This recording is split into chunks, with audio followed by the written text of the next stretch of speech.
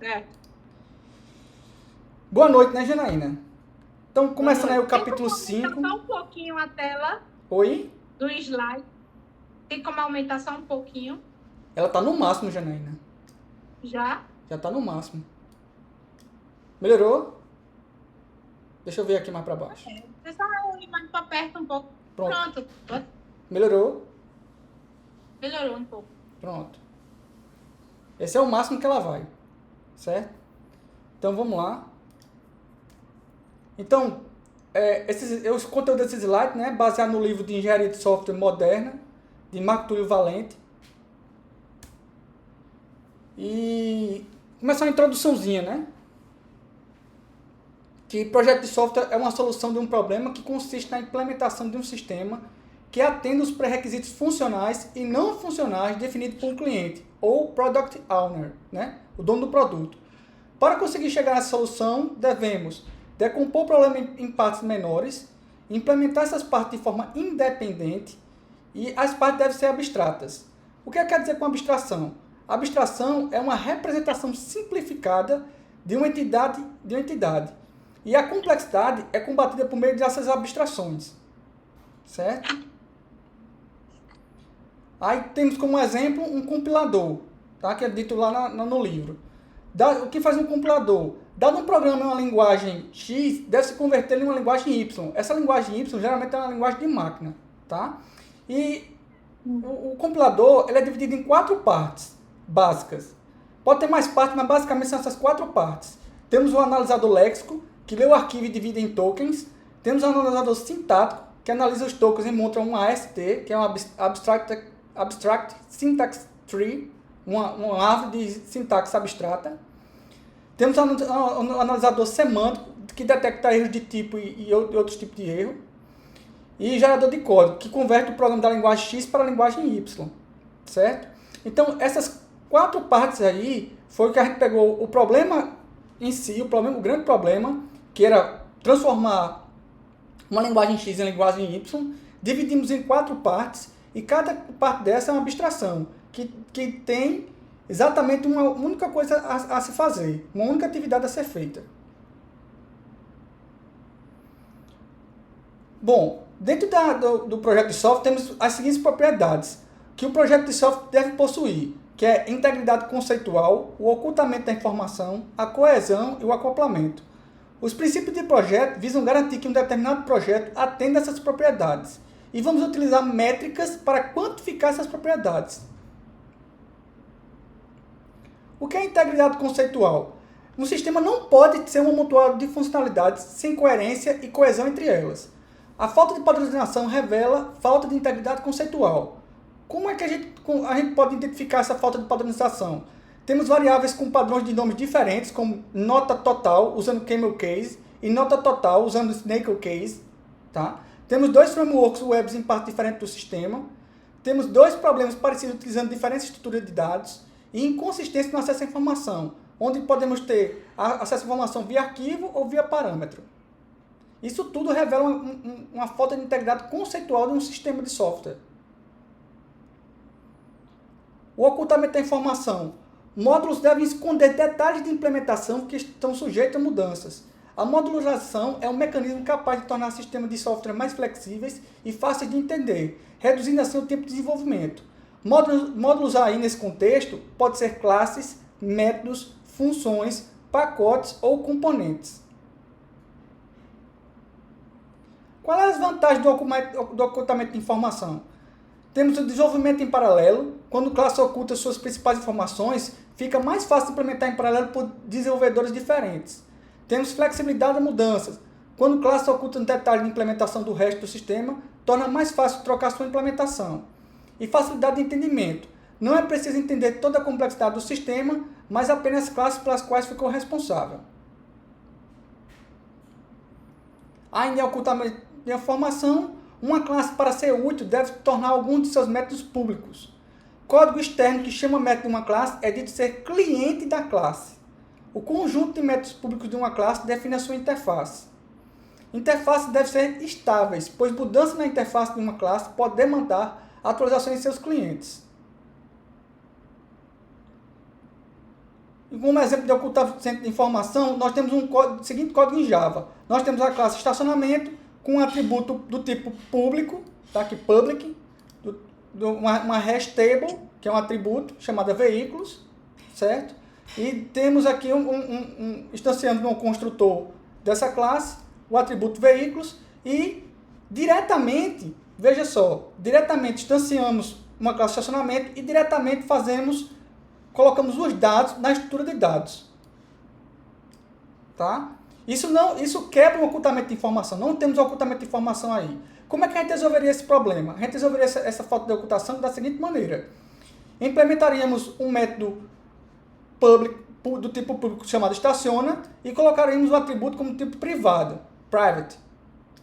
Então, toda vez quando quisermos colocarmos um veículo no estacionamento, nós utilizamos o método estaciona.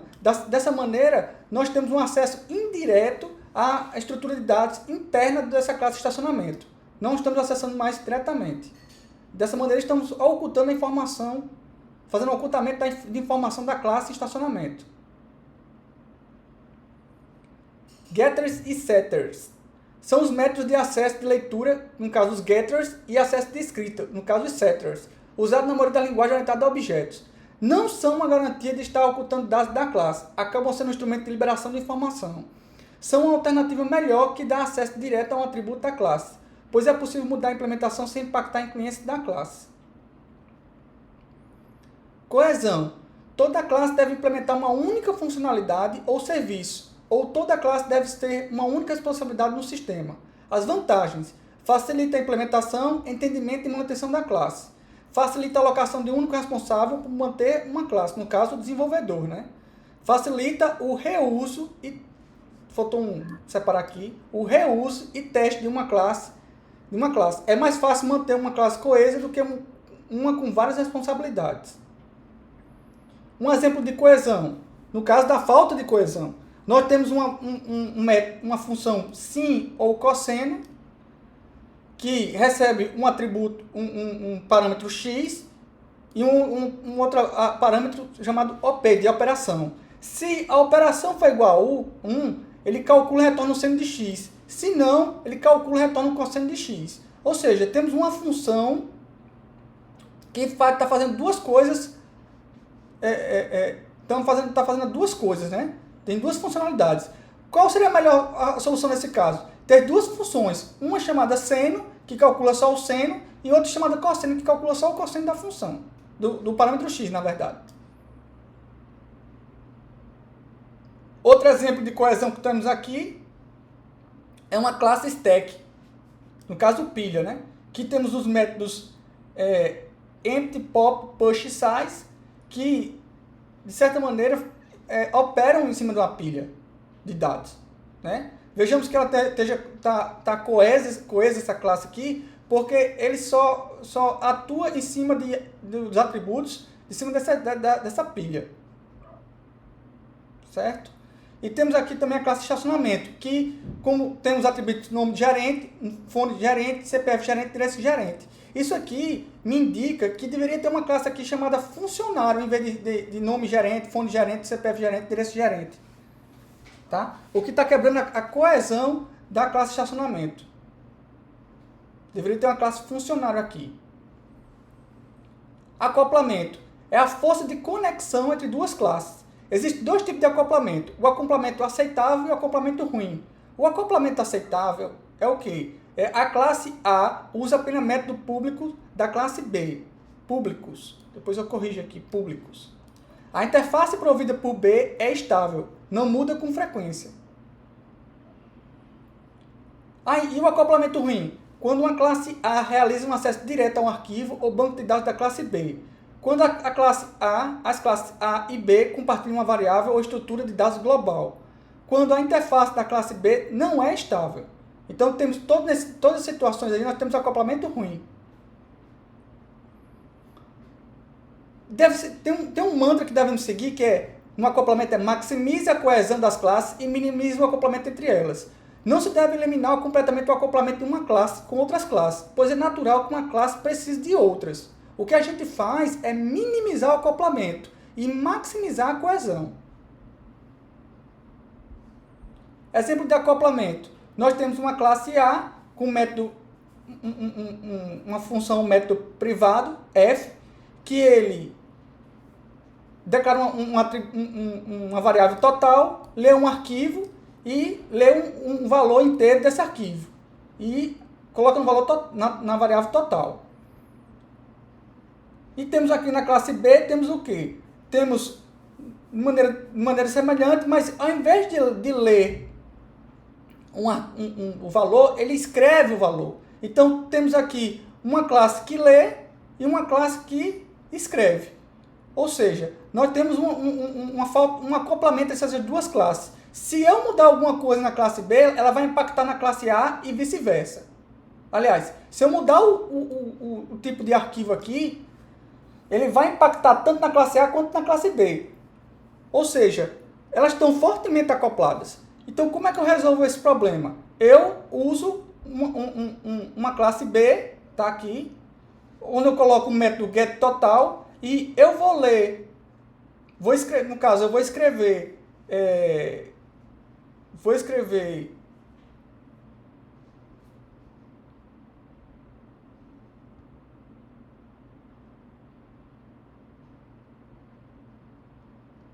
Professor? Oi. É porque tá com um erro aqui. Eu tô achando que esse erro tá no livro. Não foi corrigido. Porque ele escreve aqui, ó, a função, o método G, ele escreve no arquivo, faz um writing total, escrevendo o valor, certo? Aí esse total aqui, ele retorna o valor do total. Mas eu peguei o valor total e escrevi. E aqui eu tô lendo. Mas no B ele faz o quê? No B ele escreve mesmo. Enfim, eu tô achando que esse exemplo não está muito bom não, do livro não. O que eu deveria fazer? Quer dar uma olhadinha no exemplo, no que tem no texto no online? Às vezes ele muda, né?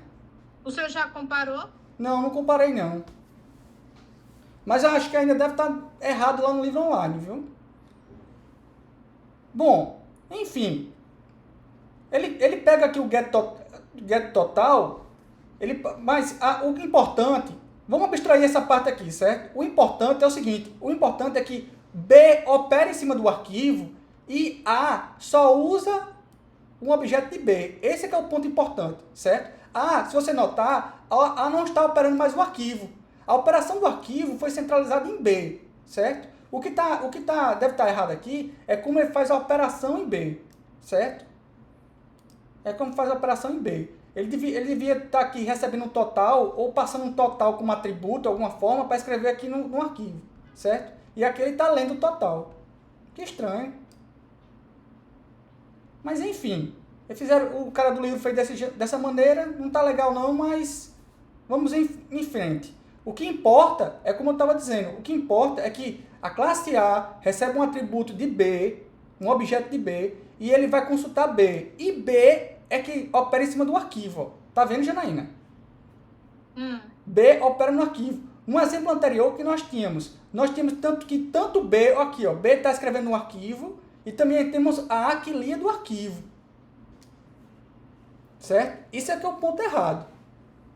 Porque todos os dois operavam em cima do mesmo arquivo. Se você mudasse algum formato, alguma coisa no formato do arquivo, ia impactar nas duas classes. Isso aí você tem um forte acoplamento entre elas. Quando você bota a funcionalidade só na classe B, você está dizendo, tem um acoplamento com B, mas é um acoplamento mais minimizado do que o anterior. Certo? Você minimizou esse acoplamento. Certo? Bom, além disso, nós temos ainda dois tipos de acoplamento, que é o que a gente chama de acoplamento estrutural e o acoplamento evolutivo ou lógico. O acoplamento estrutural ocorre quando uma classe A possui uma referência implícita em seu código para uma classe B. Exemplo, acoplamento entre estacionamento e restable, que a gente viu no exemplo anterior. Certo? E o acoplamento evolutivo ocorre quando mudanças na classe B tendem a se propagar para a classe A. Exemplo, mudança no formato do arquivo criado por B terá um impacto em A, que é justamente esse acoplamento evolutivo que a gente tem no exemplo anterior, né? Entre A e B aqui. Além disso, nós temos o acrônimo SOLID e outros princípios de projeto. O objetivo não é apenas entregar um projeto capaz de resolver um problema, mas também que facilite manutenções futuras. Isso aqui, Janaína, é um dos calcanhares de Aquiles de desenvolvimento de software. Desenvolver software não é só você fazer um software que resolve um determinado problema, mas também que facilite manutenções futuras. A gente tem que pensar num software como um ser que evolui, e não como um ser que a gente faz, desenvolve e pronto, está pronto. Um software está sempre em evolução. Então a gente tem que fazer de uma maneira que permita eu sempre poder fazer mudanças com o menor impacto possível em cima desse software. Então o que a gente faz? A gente segue o que a gente chama de princípios SOLID, os princípios SOLID, e aí outros princípios de projeto também. SOLID vem do inicial de cada princípio desse em inglês, tá? Eu até botei o que significa o S, o O, o L, o I e o D, significa cada princípio desse que está marcado aí, certo? Nós temos o princípio da responsabilidade única, que é o S do SOLID. Deve existir um único motivo para modificar qualquer classe em um sistema. Recomendo separar a apresentação de regras de negócio, como um exemplo. Aí temos aí uma classe disciplina, onde calcula o índice de existência, o índice é calculado e calcula o índice de existência. E eu mostro esse índice. O correto a fazer aqui é quebrar essa funcionalidade em duas, tá? Eu tenho uma classe aqui com duas responsabilidades. Uma responsabilidade é calcular o índice e a outra é mostrar esse índice. Então, qual é o meu objetivo então? Quebrar essas duas responsabilidades.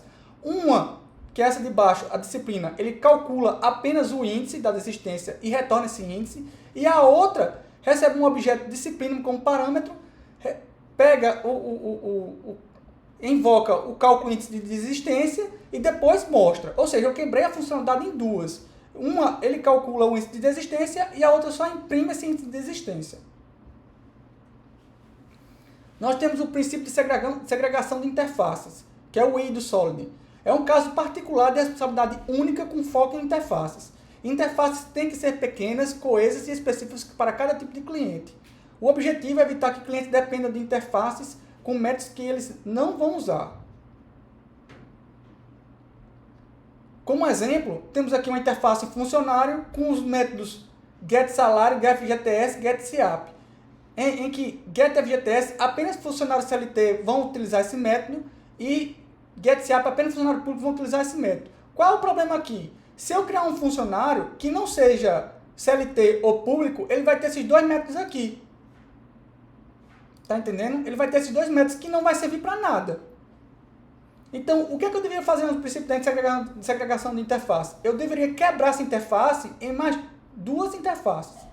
Eu teria a interface funcionário com apenas o método de getSalário, faço uma herança entre essa interface funcionário e uma outra interface chamada funcionário CLT, que eu coloco apenas o método getFGTS, e outra interface funcionário público que estende funcionário, que tem o método getSiap. Ou seja,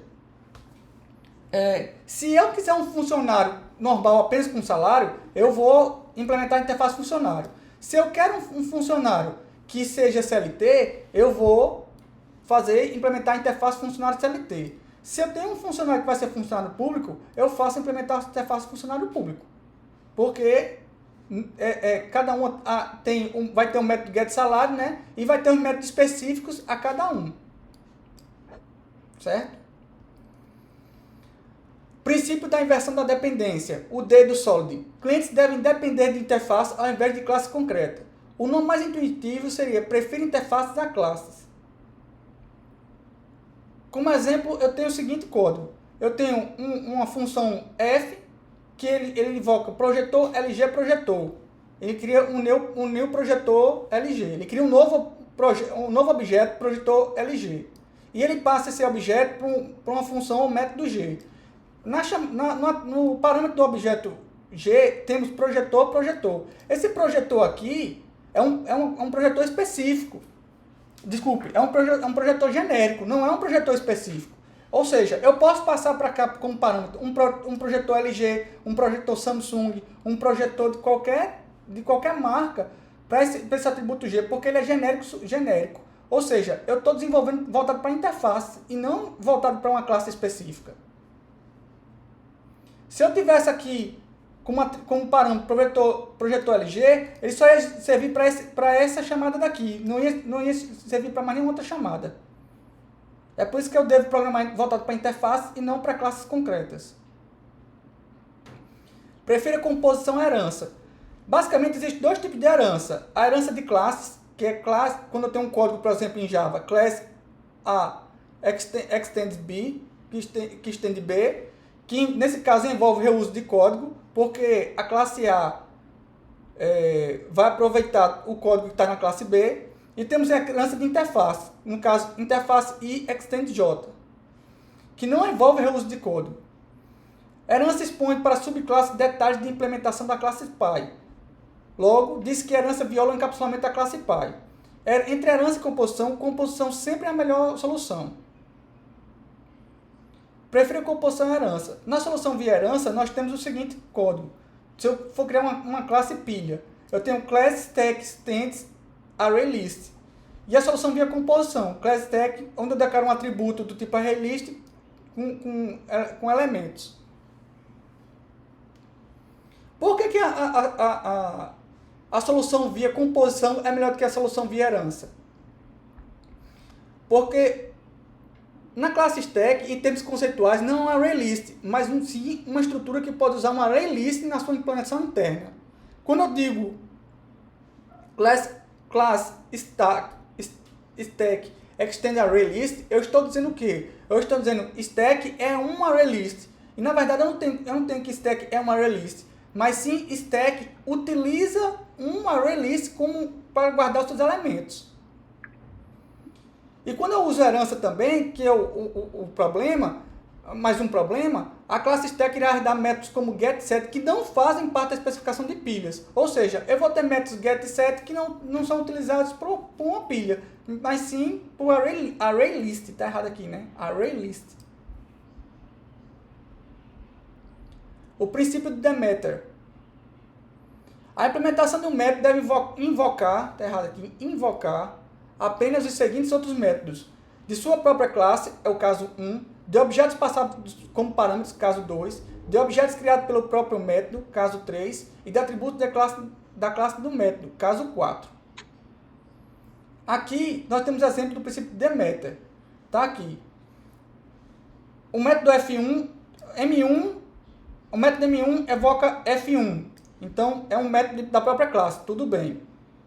Ele faz PF2, ou seja, é um parâmetro, está chamando o método de um parâmetro da classe princípio Demeter. Aí tudo bem. Ele cria um novo objeto, T3, e invoca o método de F3, que é do objeto T3. Ou seja, é a invocação de um método criado, de um método através de um objeto que foi criado dentro da classe princípio Demeter. Aí até aí tudo bem. E ele faz atributo F4, que é a execução do método do atributo da classe.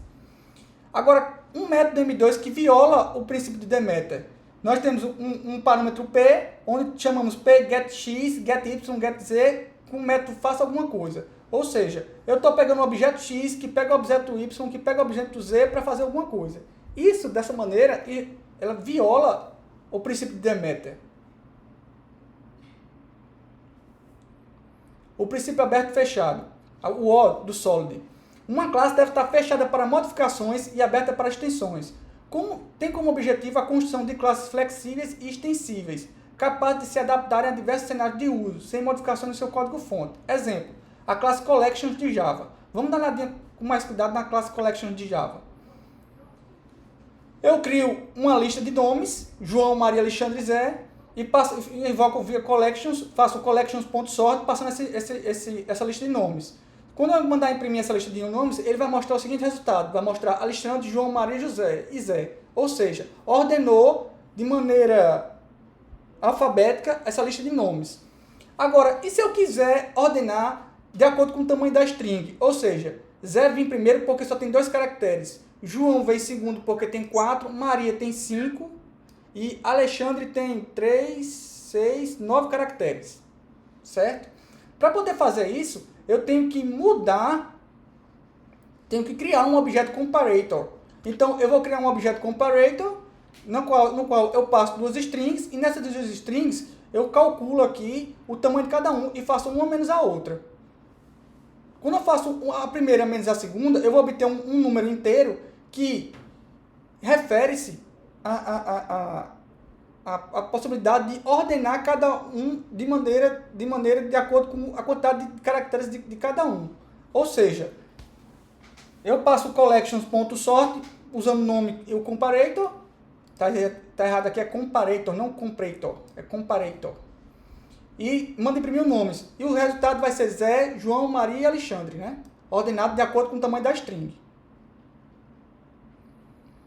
Temos o princípio de substituição de Liskov, que se S é um subtipo de T, na verdade o livro não faz não explica muito bem, na minha humilde opinião, essa questão do princípio de substituição de Liskov.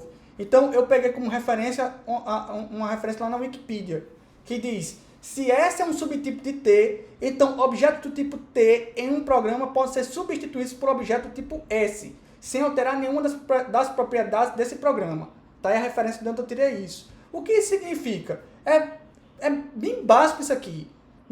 Muita gente diz que não devia nem ser citado esse princípio de substituição do Liskov, porque ele é muito básico. Ele diz: se eu tenho um subtipo S de um tipo T, e se eu tenho objeto T, pode ser uma classe, uma interface, da qual eu estou subtipando S, se eu passo T como atributo ou como parâmetro, então eu posso passar também um objeto S, que é subtipo. Isso é básico da orientação a objeto.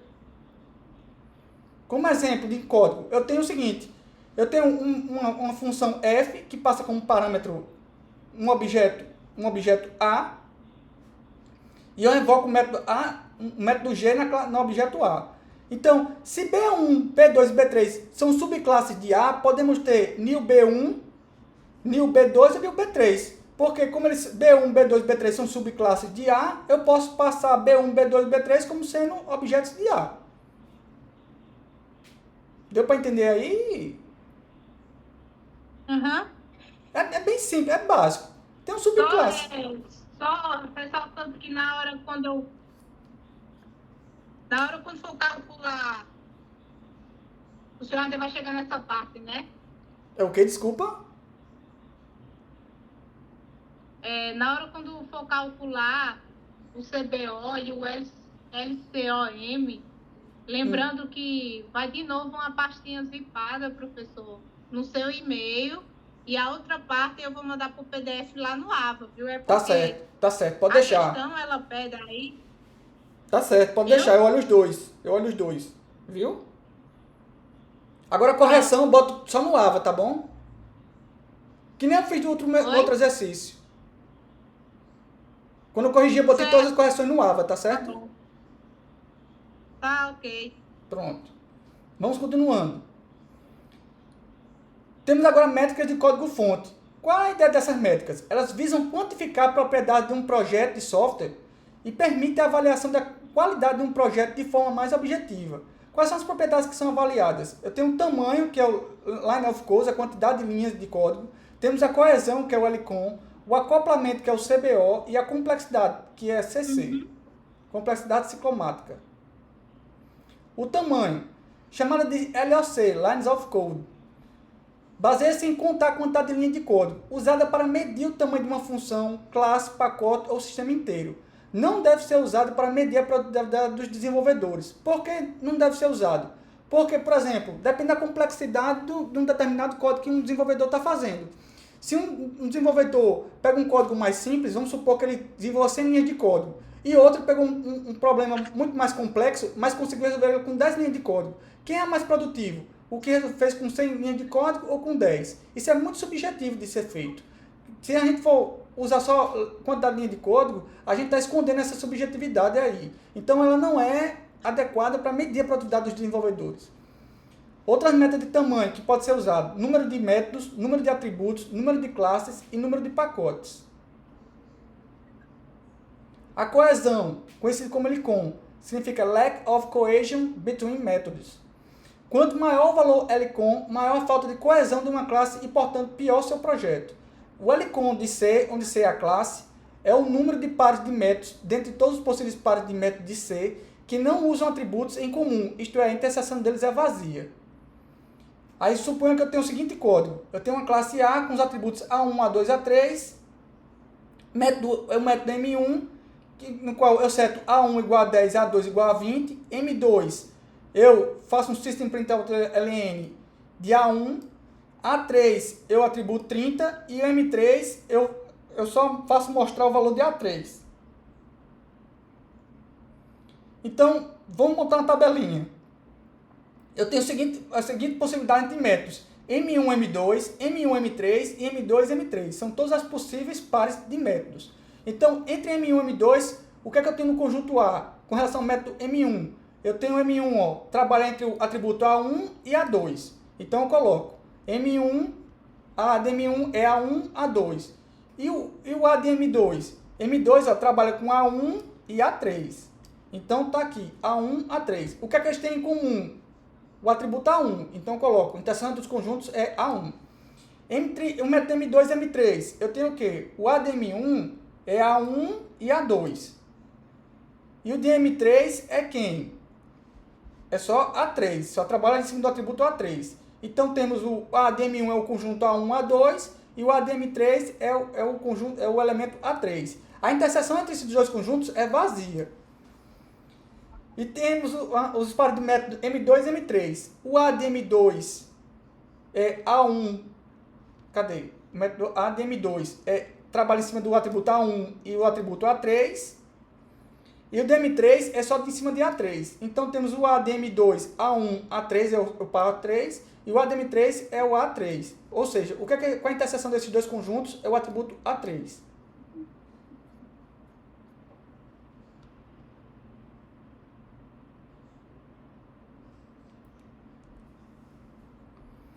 O acoplamento, o CBO, é chamado de CBO porque significa Coupling Between Objects. Coupling. Acho que é Coupling Between Objects. É utilizado para medir acoplamento estrutural entre duas classes.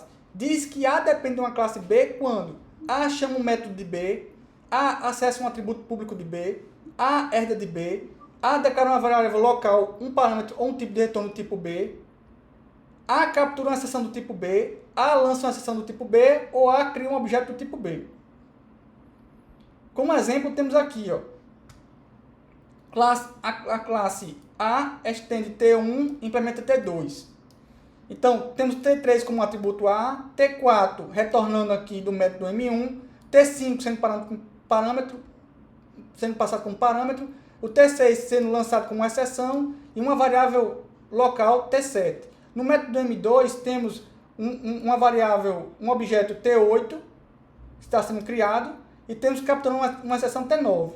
Então, temos vários tipos diferentes aqui. Então, para cada tipo diferente, eu vou contar. 1, 2,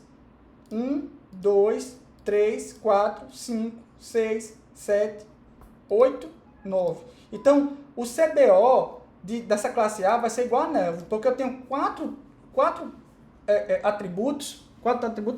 Eu tenho 9 tipos que estão acoplados à classe A.